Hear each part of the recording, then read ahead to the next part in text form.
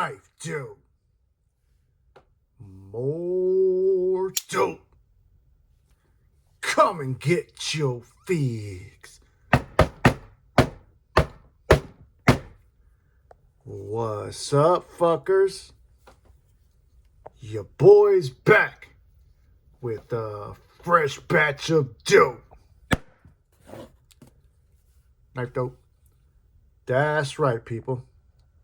The hits don't stop.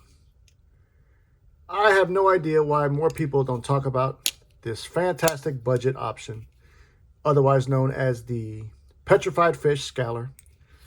This dropped last year sometime, and I swear I believe maybe a handful of other channels that I noticed actually spoke about it. I think it's wonderful. You know, 154 cm blade. We've got some type of a, I don't know what type of blade shape we call it, but nonetheless, saber grind. We've got ironwood scales. I'm not big on the wood scales, but these are done exceptionally well. Back lock. It is riding on bearings, so you've got straight drop action. Solid lockup. Granted, the pocket clip that comes on it is kind of shitty, so I ended up putting a Kaiser titanium pocket clip on there. Nonetheless, this is a great cutting tool. Solid lockup. Ergonomically, it's a good in the hand also. But that's not what we're here to talk about, people. Got something that I'm really excited to check out. This is a new offering from a company who is known at their fantastic ability to make premium knives. As a matter of fact, this is their first time dipping their toe into the budget sphere. And I really wasn't sure how I felt about it. Like when I first heard they were doing this, I was totally against it. So without further ado, let's get to the dope. Now, this is a pickup that I got from White Mountain Knives. Big shout out to Justin and the crew at White Mountain.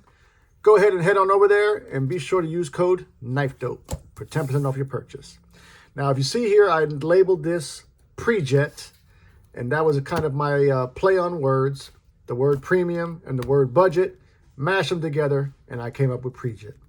Let's go ahead and see what it is we're talking about.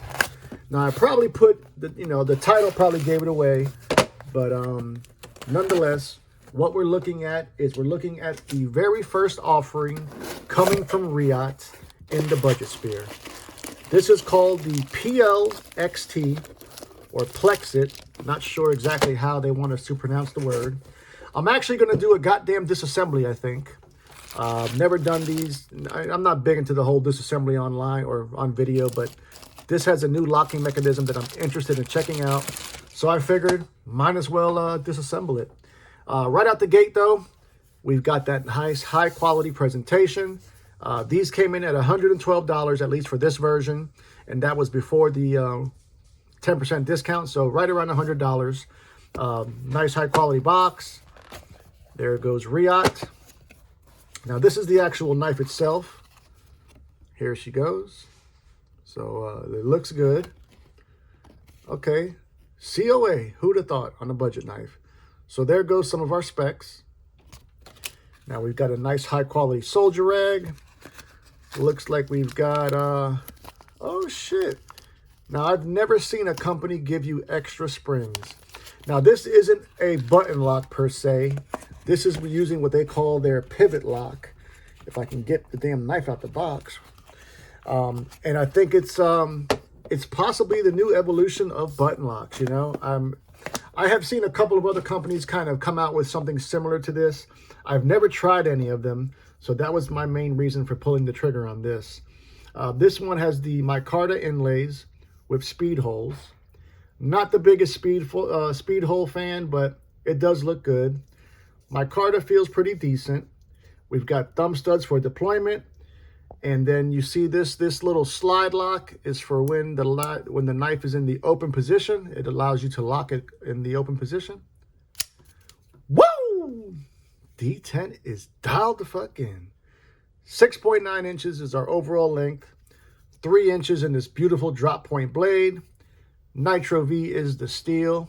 We've got a nice stone, like a mirrored stone wash finish there on the main bevel. Satin finish in the flats. Nice swedge on the spine of that blade also. Also, something they mentioned in the description is that because of the locking mechanism, the actual handle is thicker than you would expect. And I can co-sign that. It does feel a little bit thicker. Now, here is the magic. This is the pivot lock. So by the instructions, I'm to put, one finger on one side and your thumb on the pivot. Oh, shit. Uh-oh, people. Uh-oh, I like it. Oh, goddamn. That's money. Look how smooth that is. Look at that. Whoop. Whoop. Oh, this is good. Okay, I've changed my tune. I'm happy that Reate has decided to get into the budget realm. I'm not mad at it. Stainless steel, folded over pocket clip. Granted, that's not aesthetically really appealing. They work great. I've had that a number of times on other knives, and I always like them. Now, this backspacer, I'm assuming it's going to be aluminum. I would be really surprised if they gave us titanium. The weight on this is 4.4 ounces.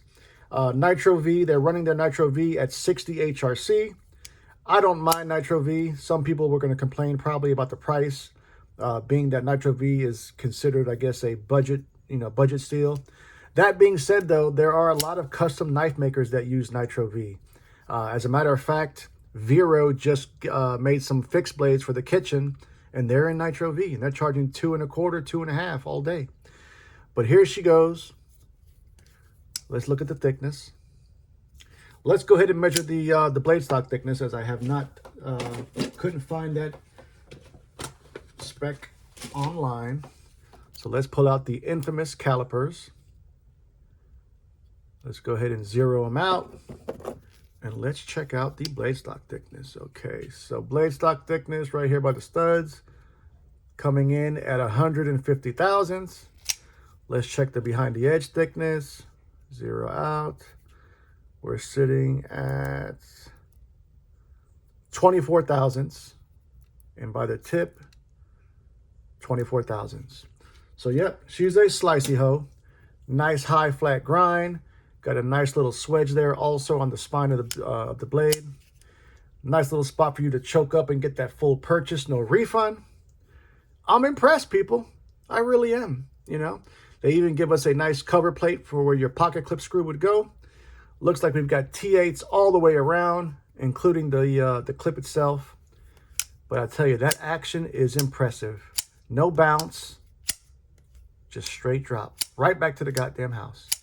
Now, before we disassemble this, I might as well go ahead and put some knives up for some size comparison. Basically, a little bit of knife flexing. You know how the fuck we do. Gonna keep it as far as comparisons. I'm gonna keep it in the same price point for the most part. So let's start out like this. We're gonna go with the legendary Petrified Fish Mini Beluga. As a matter of fact, they just dropped some new Mini Belugas with some carbon fiber scales that look really good. I'm contemplating getting one. How about a Kaiser? The most expensive mini roach known to man. So here you see that PL-XT up against those. Let's do a couple more, shall we? How about the legendary QSP Penguin? This one is a Caviso exclusive. Then we're going to go with one of the best budget knives last year, which is the Miguron Mayoro. So the PL-XT is about the same size as the Penguin and a little bit smaller than the Mayoro. Let's do two more. God damn it, two more. How about the unofficial overseas knife of the channel? You know her name. You've seen her before. We're talking about the CJRB Echo. Last but certainly not least, another great budget offering. This one is the Asher Akudo. And once again, that PL-XT is smaller than both of these. Okay, great. We got a size. Now let's see what this locking mechanism is all about. So I'm going to need a T8. And I think there's going to be, T8 right here. So let's go ahead and close that knife. Take out my little stubby weehaw bit. Nope, we're going to go with this one. We're going to take out these inlay screw first. So there's one inlay screw. We're going to put that there. Then we're going to go right here, take out this pocket clip screw. Now this one is bigger than that inlay screw. So I can definitely tell the difference on those. So let's take out the inlay. So here goes a look at your actual slide lock. So when the knife is in the open position, you can go ahead and actuate this, and that's actually locking in that pivot to prevent you from mashing the button down. And then we just slide that back down, right? What the hell? What the hell's going on here, people? Okay. So there, okay, there we go. So now I'm going to slide this down, pull that out. You actually got little detent balls that fall into those two detent holes. So that's where your slide, that's how your slide lock locks. Looks like we've got T6s here holding in this liner. So let's go ahead and take those out. All right, T6 right here. We're gonna put that one right there. And we got another T6 right here. Let's see. Hopefully no spring jumps out at me. I think it's really cool that they're giving us an extra spring. So I'm assuming we got to take that screw out. So let's see what's going to happen here.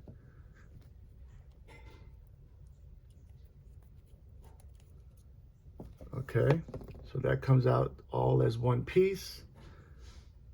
So where did that one go? Do you remember where that one went?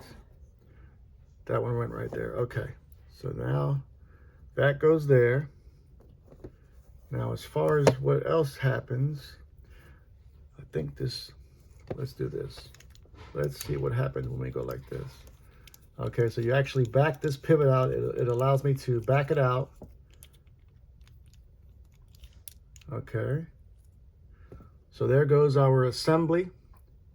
We've got a threaded pivot with the spring on it. So once that's out, our blade just flops. So there's nothing stopping it. Now I wonder if this rotates also. Okay, that's cool. So you got to rotate this this washer, and then there we go. Look at the bearings on this. Holy shit. Look how much fucking oil these people got on this thing. That is just ridiculous. That is absolutely ridiculous. Let me get a clean rag to go ahead and clean out some of this. But that is totally unnecessary. We'll put a little bit of action oil on there. But look at those bearings. That's a weird looking bearing. Let's see. Oh my God, look at the fucking oil. So they actually have a detent ball in here. Look at this. There's a detent ball right here on the other side of the of this liner. So that's why it felt so good when I deployed it, because it actually does have a traditional detent. Now this doesn't rotate.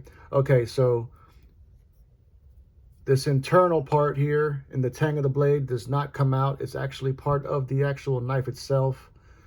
Curious to see what these, I don't know why the hell they put so much oil. It's like it's a grease almost. I wonder if I should leave some of that in there. I don't know, people. What do y'all think? Leave that shit in there or what? I wonder why they decided to go ahead and have the bearings this way. I usually like my bearings flip-flop, but I guess it doesn't matter. But they are cage bearings. Looks like we've got brass cage bearings. Ceramic. They are ceramic. So there goes your pivot lock. So that goes back like that. Yep, that goes back like that. Then we take the I'm gonna put a dab, a little dot of this action oil and put that on the bearing. All you need is a drop, I shit you not. And then we're gonna go ahead and reassemble this. So here goes that liner. So the liner goes right back over that. Then we take the, this essentially like a washer. Trying to see which way it goes. I think it goes this way. And we rotate that back onto the pivot housing. Those have actually little notches. That's where your slide lock goes into. Then goes your spring assembly with your other side of the pivot. We're going to go ahead and take this T8, push that back in, and start to rotate that. That's nice and snug. Then we're going to go ahead and go back with these T6s here to hold this liner in place. I think we had 2 screws. So those are the T6s. Stainless steel hardware. Oh, I know what I wanted to do. I did want to check that fucking, that back spacer, but too late now. I'm already reassembling this. So yeah, I think it's brilliant, number one, that Reate has decided to get into the budget spare. And I think they did the right thing by, you know, granted they're giving us a budget knife. It still has the Reate quality. And I think they were smart by giving us a new locking mechanism. You know, they're going to throw their hat into the budget sphere. They had to do something different. And I think by doing what they decided to do with this locking mechanism, that's a brilliant move on their part. Now let's go ahead and put this back. This does something also. I don't know what it does, but it's got something to do with oh, I know what this does. This is actually holding this washer from rotating so it doesn't back out on you. I mean, the engineering on this is pretty impressive, you know. All of this for right around $100.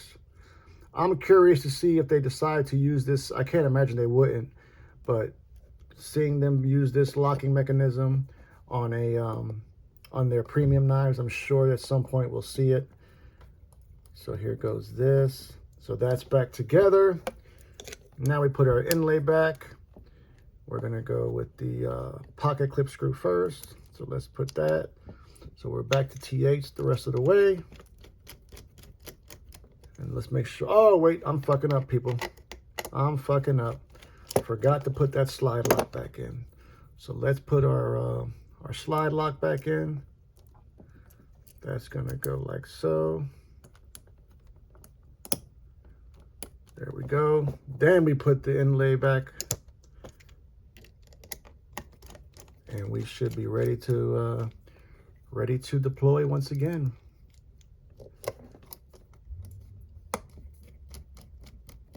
All right, here we go. She's back together. She is centered. Oh, I almost feel like the action's a little bit better. I think some of that grease was kind of slow. Oh shit, that grease was kind of slowing it up a little bit. No blade play, right, left, up or down. Locking up tighter than frog's ass. Well, there you people have it. Reate is now in the budget world, and I'm impressed. But more importantly, I want to know what you fuckers think. Are you happy that Reate's now making budget knives? Tell me all about it. Love you, mean it. Until the next time. Cut something, cut someone. Just don't cut yourself. Stay dangerous, fuckers.